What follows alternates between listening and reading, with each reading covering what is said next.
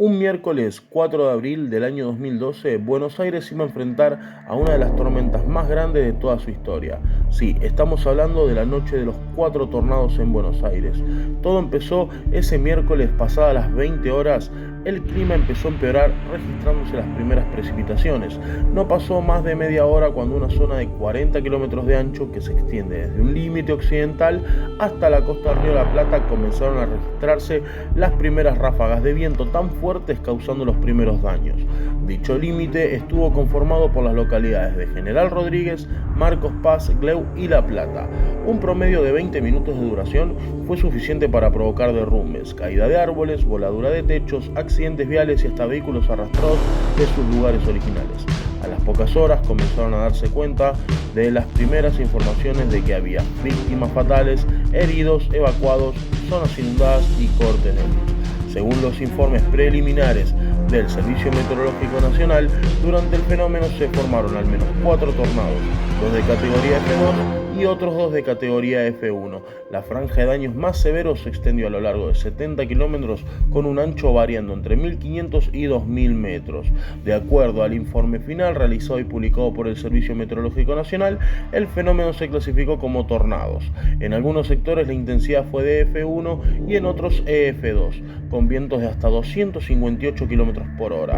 Los daños generales se dieron en una zona de unos 40 kilómetros de ancho, lo que se extiende hacia la costa desde el límite occidental aproximado que une Luján, Marcos Paz, Gleu y La Plata. La trayectoria de los tornados que se formaron al sur de la ciudad de Luján, unos 7 kilómetros de la ruta nacional número 5, fue una franja con un ancho variable entre 1.000 y 3.000 metros.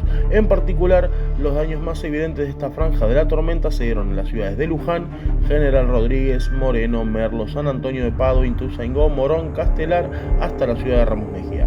En particular, se detectó que la zona que abarca Ciudad Evita, Remedios de Escaladas, el Parque Industrial Tecnológico, Quilmes y sectores de la autopista Buenos Aires-La Plata fue afectada por un tornado con vientos estimados por el Servicio Meteorológico de entre 188 y 256 km por hora. En la región que abarca las localidades de Bursaco, Florencio Varela, Villa Elisa, hasta Ensenada y Berizo, el fenómeno se clasifica como tormenta severa con vientos y ráfagas entre 130 y 230 km por hora. Una segunda franja de daños, lo que también corresponde a la trayectoria de un tornado, comprende un ancho de aproximado de 500 a 1500 metros, desde Ciudad Evita hasta Punta Lara, a lo largo de más de 50 kilómetros. Los daños más severos se dieron en las ciudades de Ciudad Evita, Lomas de Zamora, Lanús, Quilmes, Berazategui y Ensenada. Por último, la tercera franja de daños fue unos 10 kilómetros de ancho, pero en esta oportunidad los daños fueron menos intensos. Las zonas damnificadas fueron el oeste del partido de Almirante Brown y Florencio Varela. Además, ese mismo día se concretó la segunda fecha del Festival de Música Quilmes Rock, realizada en el estadio River Plate. A pesar de todo, las bandas participantes como Foo Fighters, Arctic Monkeys no suspendieron sus respectivos shows. 8 personas murieron en la capital y las 18 muertes restantes ocurrieron en el Gran Buenos Aires. Una más falleció en la ciudad de Santa Fe. Los primeros 4 días posteriores a la tormenta, solo en la capital fueron registrados 5.5 millones de ramas, troncos de árboles, más de 1.400 calles permanecieron cerradas durante días, algunos incluso durante semanas, debido a la obstrucción con árboles, postes o escombros. 10.000 usuarios se quedaron incomunicados, pero un mes después aún había 4.000 usuarios sin servicios de telefonía fija. Un total de 79.700 árboles cayeron o quedaron destruidos, de los cuales muchos de ellos afectaron a cerca de 500 viviendas y unos 400 autos. También muchas escuelas que quedaron sin clases por los daños y otras debieron cambiar los lugares de clase debido a la inestabilidad de las estructuras.